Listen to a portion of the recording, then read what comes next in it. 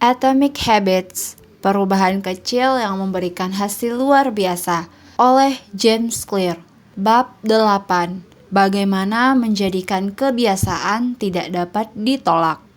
Untuk sahabat, agar mendapatkan pengalaman mendengarkan audiobook yang lebih baik lagi, please klik tombol subtitle. Terima kasih. Pada 1940, seorang ilmuwan Belanda bernama Nico Tinbergen mengadakan serangkaian eksperimen yang mengubah pemahaman kita tentang apa yang memotivasi kita. Tinbergen yang akhirnya meraih penghargaan Nobel untuk karyanya meneliti camar hiring, burung abu-abu dan putih yang seringkali terlihat terbang di sepanjang pesisir Amerika Utara. Camar hiring dewasa mempunyai titik merah kecil pada paruh, dan Tinbergen melihat bahwa anak-anak burung yang baru menetas akan mematuk titik-titik itu untuk setiap kali ingin makan. Untuk memulai eksperimen, ia membuat sekumpulan paruh tiruan dari karton, hanya kepala tanpa badan. Ketika burung dewasa pergi mencari makan, ia mendekati sarang dan menyorongkan paruh tiruan itu ke hadapan bayi-bayi burung. Paruh itu jelas-jelas terlihat palsu. Jadi, ia mengandaikan bayi-bayi burung itu akan menolaknya mentah-mentah. Namun, ketika melihat titik-titik merah pada paruh karton, bayi-bayi camar itu mematuk seperti yang biasa mereka lakukan terhadap paruh induk mereka. Mereka memiliki preferensi yang jelas terhadap bintik, seakan preferensi itu lebih diprogram secara genetik saat lahir. Tak lama kemudian, Tinbergen mendapati makin besar bintik merah, makin cepat bayi camar mematuk. Akhirnya, ia membuat paruh dengan 3 bintik merah besar di bagian atas. Ketika ia menaruhnya di depan sarang, bayi-bayi burung menyambut dengan sangat bergairah. Mereka mematuk bintik-bintik merah itu seolah mendapatkan paruh paling besar yang pernah mereka lihat. Tinbergen dan rekan-rekannya mendapati perilaku serupa pada satwa-satwa lain. Sebagai contoh, angsa greylag adalah burung yang membuat sarang di tanah. Terkadang, ketika sang induk menggerakkan tubuh, ada saja telur yang berguling dan menggelinding ke semak-semak di dekat situ. Kalau itu terjadi, sang induk mendatangi telur tersebut lalu menggunakan paruh dan lehernya untuk menariknya ke dalam sarang. Tinbergen mendapati bahwa angsa akan menarik benda bundar apapun yang ada di dekat sarang, entah bola biliar atau bola lampu, ke dalam sarang. Makin besar benda itu, makin bersemangat sang angsa. Ada angsa yang bahkan sangat bergairah mengendalikan bola voli ke sarangnya, lalu duduk untuk mengeraminya, seperti bayi camar yang secara otomatis menutul bintik-bintik merah. Angsa greylag juga menuruti aturan dalam nalurinya. Ketika melihat benda bundar dekat sarang, aku harus mengelindingkannya ke dalam sarang. Makin besar benda bundar itu, makin besar kewajibanku untuk mendapatkannya. Agaknya, otak setiap hewan sudah terisi aturan-aturan tertentu seputar perilakunya. Dan ketika ada versi lebih besar dari yang diinformasikan oleh aturan itu, versi itu sama menariknya seperti pohon Natal. Ilmuwan menyebut petunjuk yang dibesar-besarkan ini supernormal stimuli. Rangsangan supernormal ini adalah versi yang lebih besar dari realisasi. Misalnya, paruh dengan 3 bintik merah atau telur seukuran bola voli. Dan beda tersebut memunculkan tanggapan yang lebih kuat daripada biasanya. Manusia juga cenderung terkecoh oleh versi-versi lebih besar dari realisasi. Junk food, misalnya, cenderung membuat sistem ganjaran kita kacau. Setelah menghabiskan ratusan ribu tahun berburu dan mencari makanan di alam liar, otak manusia berkembang ke tingkat yang sangat menghargai garam, gula, dan lemak. Makanan-makanan seperti itu seringkali kaya kalori dan sangat langka ketika nenek moyang kita sedang menjadi perambah di sabana. Ketika Anda tidak tahu di mana Anda akan mendapatkan makanan lagi, makanan mungkin semata strategi yang dahsyat untuk bertahan hidup. Namun, sekarang kita tinggal di lingkungan yang kaya kalori, makanan berlimpah. Tapi, otak Anda harus mendambakannya seperti ketika makanan masih langka.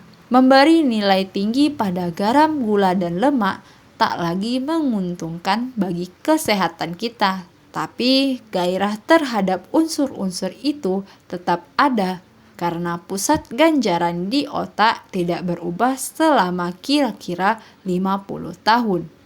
Industri makanan modern bergantung pada pengembangan naluri-naluri paleolitis lebih dari tujuan evolusionernya. Sasaran utama ilmu makanan adalah menciptakan produk-produk yang lebih menarik bagi konsumen. Hampir setiap makanan dalam kantong, kotak, atau toples ditingkatkan dengan satu cara, dengan menambahkan perisa. Perusahaan menghabiskan jutaan dolar untuk menemukan tingkat kerenyahan yang paling memuaskan pada keripik kentang atau tingkat sengat yang paling mengasihkan pada minuman soda. Semua bagian bertujuan mengoptimalkan rasa suatu produk di mulut Anda. Kualitas yang dikenal sebagai oral sensation. Kentang goreng misalnya, menghadirkan perpaduan yang sangat menarik. Warna coklat keemasan dan renyah di bagian luar, empuk dan lembut di bagian dalam. Makanan olahan lain meningkatkan kontras yang dinamis dalam hal kombinasi sensasi. Misalnya renyah dan penuh krim. Bayangkan kenikmatan keju yang meleleh di bagian atas kulit pizza yang renyah, atau kerenyahan kue Oreo yang dipadukan dengan kelembutan bagian dalamnya. Dengan makanan alami yang tidak diolah, Anda cenderung mengalami sensasi yang sama berulang-ulang. Bagaimana rasa kubis ketika Anda menggigitnya untuk ke-17 kali? Setelah beberapa menit, otak Anda tidak berminat lagi dan Anda mulai merasa kenyang. Namun, makanan dengan kontras dinamis yang tinggi membuat pengalaman Anda selalu baru dan menarik, membuat Anda ingin menyantapnya lagi dan lagi. Akhirnya, strategi-strategi seperti itu memungkinkan ilmuwan makanan menemukan bliss point untuk tiap produk. Kombinasi tepat antara garam, gula, dan lemak yang membuat otak Anda bergairah dan membuat Anda terus-menerus menginginkannya. Hasilnya tentu saja adalah Anda makan lebih dari semestinya karena makanan yang luar biasa lezat jelas lebih menarik bagi otak manusia. Seperti kata Stephan Guyenet, pakar ilmu saraf yang mengkhususkan diri pada perilaku makan dan obesitas, kita menjadi kelewatan pandai dalam menekan tombol kita sendiri. Industri makanan modern dan kebiasaan makanan berlebih yang ditimbulkannya hanya salah satu contoh hukum kedua perubahan perilaku, yang berbunyi menjadikannya menarik. Makin menarik suatu kesempatan, makin besar peluangnya menjadi pembentuk kebiasaan. Coba perhatikan sekeliling kita. Masyarakat kita dicekoki dengan versi-versi realisasi yang direkayasa habis-habisan, sehingga lebih menarik daripada dunia yang pernah ditinggali oleh nenek moyang kita. Toko menampilkan manekin dengan pinggul dan dada sempurna untuk menjual busana. Media sosial menghadirkan like dan pujian lebih banyak dalam beberapa menit dibandingkan yang pernah kita dapatkan di kantor atau di rumah. Pornografi online menghadirkan tayangan merangsang pada tingkat yang mustahil ditiru dalam kehidupan nyata. Iklan diciptakan dengan kombinasi yang ideal dalam pencahayaan, rias profesional, dan penyuntingan menggunakan Photoshop. Bahkan, sosok yang dijadikan model tidak mirip lagi dengan sosok pada citra akhir yang dihasilkan. Inilah rangsangan-rangsangan supernormal dalam dunia modern kita. Orang melebihkan fitur-fitur yang secara alami menarik bagi kita, dan naluri kita bertambah liar karenanya, menjadikan kita mengembangkan secara berlebihan kebiasaan berbelanja, kebiasaan bermedia sosial, kebiasaan menonton pornografi, kebiasaan makan, dan banyak lagi. Bila sejarah dijadikan panduan, peluang-peluang di masa mendatang akan lebih menarik daripada peluang-peluang saat ini. Kecenderungan mencari ganjaran menjadi lebih terkonsentrasi dan rangsangan untuk menjadi lebih daripada saat ini makin memikat. Junk food adalah bentuk kalori yang lebih terkonsentrasi daripada makanan alami. Minuman keras adalah bentuk alkohol yang lebih terkonsentrasi daripada bir. Video game adalah bentuk permainan yang lebih terkonsentrasi daripada permainan papan yang tradisional. Dibandingkan dengan yang alami, pengalaman-pengalaman serat kenikmatan ini sulit ditolak. Otak kita sama seperti otak nenek moyang, tapi dengan godaan-godaan yang tak pernah mereka hadapi. Bila ingin meningkatkan peluang terjadinya perilaku, Anda perlu menjadikannya menarik. Selama diskusi kita tentang hukum kedua, tujuan kita adalah belajar cara menjadikan kebiasaan-kebiasaan kita tidak dapat ditolak, karena tidaklah mungkin mengubah setiap kebiasaan menjadi rangsangan yang supernormal. Kita bisa menjadikan suatu kebiasaan lebih menarik. Untuk melakukannya, kita harus mulai dengan memahami apa yang dimaksud dengan gairah atau craving dan cara kerjanya. Kita mulai dengan mencermati ciri biologis yang ada pada semua kebiasaan atau lonjakan dopamin. Subbab lingkaran umpan balik yang digerakkan oleh dopamin. Ilmuwan dapat memantau kapan persisnya kebangkitan selera berlebih terjadi dengan mengukur neurotransmitter yang disebut dopamin. Pentingnya dopamin mulai disadari pada 1954 ketika ahli ilmu saraf James Holt dan Peter Milner melakukan eksperimen yang mengungkapkan proses neurologis di balik gairah atau raving dan hasrat atau desire. Dengan menanamkan elektroda di otak tikus, peneliti mengeblok pelepasan dopamin. Di luar dugaan ilmuwan, tikus kehilangan semangat hidup sama sekali.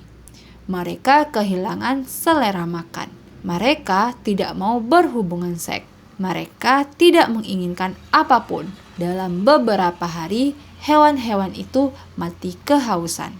Dalam kajian-kajian lanjutan, ilmuwan-ilmuwan lain juga menghalangi pelepasan dopamin dalam otak. Tapi kali ini mereka menyemprotkan sedikit air gula ke mulut tikus-tikus yang kekurangan dopamin. Wajah tikus-tikus kecil itu terkesan bersemangat dan senang setelah merasakan kelezatan itu. Bahkan, walaupun dopamin dihalangi, mereka menyukai gula sama seperti sebelumnya. Mereka hanya tidak menginginkannya lagi. Kemampuan mengalami kenikmatan masih ada, tapi tanpa dopamin, gairah tidak ada. Dan tanpa gairah, aksi berhenti. Ketika peneliti lain membalik proses ini dan membanjiri sistem ganjaran dalam otak dengan dopamin, hewan-hewan itu menjalankan kebiasaan dengan peningkatan yang luar biasa. Dalam suatu kajian, tikus menerima tambahan dopamin yang kuat tiap kali mengendus ke dalam kotak. Dalam hitungan menit, tikus mengembangkan hasrat yang sangat kuat sehingga mulai mengendus-endus ke dalam kotak sebanyak 800 kali dalam 1 jam. Dalam arti kata, manusia tidak terlalu berbeda. Pemain judi slot machines rata-rata memutar roda 600 kali dalam 1 jam. Kebiasaan adalah lingkaran umpan balik yang digerakkan oleh dopamin. Setiap perilaku yang sangat berpeluang menjadi kebiasaan memakai obat bius, makan junk food, bermain video game, melihat-lihat media sosial berhubungan dengan kadar dopamin yang lebih tinggi.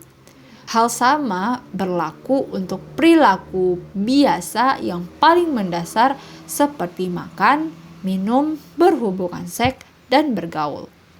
Sudah lama sekali ilmuwan menduga dopamin terkait dengan semua kenikmatan. Padahal sekarang kita tahu dopamin memainkan peran paling penting dalam banyak proses neurologi, termasuk motivasi, belajar, dan memori, hukum, dan kebencian, termasuk gerakan-gerakan yang disengaja. Ketika sampai pada kaitannya dengan kebiasaan, kesimpulan kita adalah sebagai berikut. Dopamin dilepaskan tidak hanya ketika Anda mengalami kenikmatan, tapi juga ketika Anda mengantisipasinya.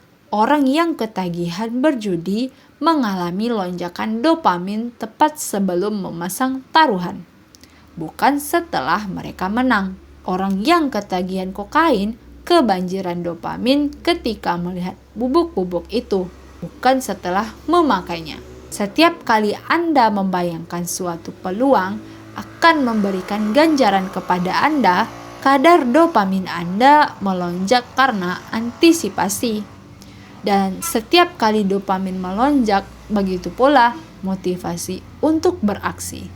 Antisipasi terhadap ganjaranlah, bukan pemenuhannya, untuk membuat kita melakukan tindakan. Yang menarik, sistem ganjaran yang diaktifkan oleh otak ketika Anda menerima ganjaran adalah sistem yang sama yang teraktifkan ketika Anda mengantisipasi ganjaran itu. Ini satu alasan mengantisipasi pengalaman yang seringkali bisa terasa lebih baik daripada ketika mendapatkannya.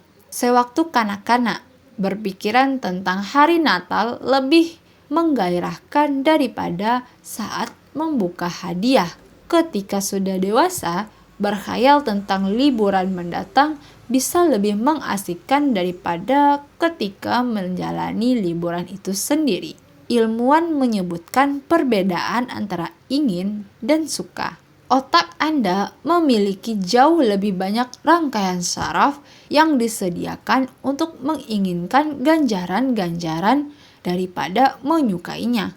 Pusat-pusat rasa ingin dalam otak berkurang besar. Pangkal otak, nucleus accumbens, ventral tegmental area, dorsal striatum, amigdala, dan bagian-bagian dalam prefrontal cortex. Sebagai pembanding, pusat-pusat rasa suka dalam otak jauh lebih kecil. Bagian-bagian itu sering disebut hedonic hotspot yang terdistribusi seperti pulau-pulau di seluruh otak. Sebagai contoh, peneliti menemukan 100% nucleus accumbens teraktifkan sewaktu kita sedang ingin. Sementara itu, hanya 10% yang teraktifkan ketika kita sedang suka. Kenyataan bahwa otak mengalokasikan begitu banyak ruang yang berharga untuk kawasan-kawasan yang berperan dalam gairah dan hasrat adalah bukti lebih lanjut tentang peran penting proses ini. Gairah adalah mesin yang mendorong perilaku. Setiap aksi diambil karena antisipasi yang mendahuluinya. Gairahlah yang membuat orang memberikan tanggapan. Wawasan ini mengungkapkan pentingnya kaidah kedua perubahan perilaku. Kita perlu membuat kebiasaan kita menjadi menarik karena sesungguhnya harapan mendapatkan pengalaman menyenangkanlah yang memotivasi kita untuk beraksi. Inilah barang strategi yang terkenal sebagai paket godaan. Subbab cara menggunakan paket godaan untuk menjadikan kebiasaan lebih menarik. Ronan Byrne, mahasiswa teknik elektro di Dublin, Irlandia, senang menonton Netflix, tapi ia juga tahu bahwa ia harus lebih sering berolahraga. Menggunakan keterampilan tekniknya, Byrne memodifikasi sepeda statis, menghubungkannya dengan laptop dan pesawat televisi. Kemudian ia menulis program komputer yang akan memungkinkan Netflix dapat ditonton hanya jika ia bersepeda pada kecepatan tertentu. Kalau ia menurunkan kecepatan terlalu lama, apapun yang sedang ditonton akan berhenti sampai ia mulai mengayuh lagi. Kata salah seorang penggemarnya, ia menghilangkan obesitas sambil menonton Netflix. Ia juga menggunakan paket godaan untuk membuat kebiasaan olahraganya lebih menarik. Paket godaan bekerja dengan mengaitkan aksi yang Anda inginkan dengan aksi yang perlu Anda lakukan. Dalam kasus Byrne, ia menyatukan menonton Netflix yang ingin ia lakukan dengan mengayuh sepeda statis yang perlu ia lakukan. Dunia usaha ahli dalam memanfaatkan paket godaan. Sebagai contoh, ketika American Broadcasting Company, lebih dikenal sebagai ABC, meluncurkan acara Kamis malam untuk tayang film 2014 sampai 2015. Mereka mempromosikan paket godaan dalam skala besar-besaran. Setiap Kamis, perusahaan itu menayangkan 3 serial drama berdasarkan naskah yang ditulis oleh Shonda Rhimes atau Grey's Anatomy yang berjudul Skandal dan How to Get Away with Murder. Mereka menyebut acara itu TGIT on ABC. TGIT merupakan kependekan dari Thank God It's Thursday. Selain mempromosikan pertunjukan, ABC mendorong pemirsanya menikmati berondong jagung, minuman anggur, dan menikmati malam itu. Andrew Kubis, kepala bagian pengaturan acara ABC, menjelaskan gagasan di balik kampanye itu. Beliau berkata, "Kami memandang Kamis malam sebagai kesempatan untuk menonton, entah bagi pasangan atau lajang yang ingin duduk santai sambil menikmati anggur dan berondong jagung." Kecemerlangan strategi ini adalah bahwa ABC menghubungkan yang perlu dilakukan oleh pemirsa, yaitu menonton serial drama mereka, dengan sesuatu yang sudah diinginkan oleh mereka, yaitu duduk santai sambil menikmati anggur dan makan berondong jagung. Sejalan dengan waktu, orang mulai menghubungkan menonton ABC dengan perasaan santai dan terhibur. Jika Anda menyeruput anggur dan makan berondong jagung pada pukul 8 malam setiap Kamis, akhirnya Kamis 8 malam berarti saat untuk bersantai dan bersenang-senang. Ganjaran menjadi terhubung dengan petunjuk, dan kebiasaan menyetel televisi menjadi lebih menarik. Anda lebih mungkin merasa suatu perilaku menarik bila dapat melakukannya sambil melakukan sesuatu yang Anda sukai. Mungkin Anda ingin mengetahui gosip terakhir pada pesohor, tapi Anda perlu tetap menjaga bentuk tubuh. Menggunakan paket godaan, Anda hanya bisa membaca tabloid dan menonton reality show di sasana kebugaran. Mungkin Anda ingin merawat kuku, tapi juga perlu membersihkan email. Solusinya hanya menjalani perawatan kuku sembari memeriksa email yang sudah lewat waktunya. Paket godaan adalah cara untuk menerapkan teori psikologi yang disebut prinsip Premack. Prinsip karya Profesor David Premack ini mengatakan bahwa perilaku-perilaku yang lebih mungkin akan memperkuat perilaku-perilaku yang kurang mungkin. Dengan kata lain, bahkan seandainya Anda sesungguhnya tidak ingin membersihkan email lama, Anda akan bersedia melakukannya bila sambil melakukan sesuatu yang sungguh ingin Anda lakukan. Anda bahkan dapat menggabungkan strategi paket godaan ini dengan strategi menumpuk kebiasaan yang kita bahas di bab 5 untuk membuat seperangkat aturan guna memadu perilaku Anda. Rumus untuk penggabungan penumpukan kebiasaan dan paket godaan. 1. Setelah kebiasaan sekarang, aku akan kebiasaan yang aku perlukan. 2. Setelah kebiasaan yang aku perlukan, aku akan kebiasaan yang aku inginkan. Bila ingin membaca koran, tapi Anda perlu mengungkapkan rasa syukur yang harus dilakukan. 1. Setelah menyeruput kopi pagi, aku akan mengatakan satu hal yang aku syukuri atas kejadian kemarin. 2. Setelah mengatakan satu hal yang aku syukuri, aku akan membaca koran. Bila ingin menonton acara olahraga, tapi perlu melakukan telepon penjualan. 1. Setelah kembali dari istirahat makan siang, aku akan menelepon 3 klien potensial. 2. Setelah menelepon 3 klien potensial, aku akan memeriksa ESPN.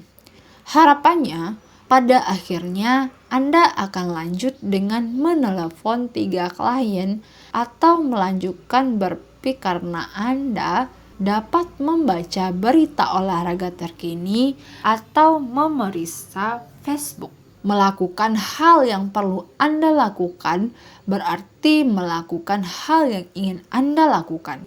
Kita memulai bab ini dengan membahas rangsangan supernormal, yaitu versi realitas yang dilebihkan sehingga menaikkan hasrat Anda untuk melakukan aksi. Paket godaan adalah satu cara untuk menciptakan versi kebiasaan yang dilebihkan dengan menghubungkannya dengan sesuatu yang sudah Anda inginkan. Tidaklah mudah merekayasa kebiasaan yang betul tidak dapat ditolak, tapi strategi sederhana ini dapat dipakai untuk menjadikan kebiasaan apapun lebih menarik daripada seharusnya.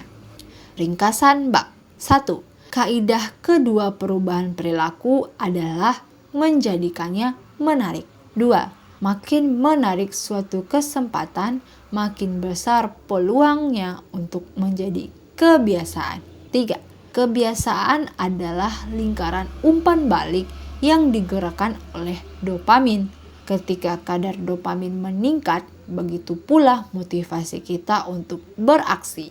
4. Antisipasi terhadap ganjaranlah, bukan pembenuhannya, yang membuat kita melakukan aksi. Makin besar antisipasi, makin besar lonjakan dopamin yang terjadi. 5. Atau yang terakhir, paket godaan adalah satu cara untuk menjadikan kebiasaan Anda lebih menarik. Strategi ini adalah memasangkan aksi yang Anda inginkan dengan sebuah aksi yang Anda butuhkan.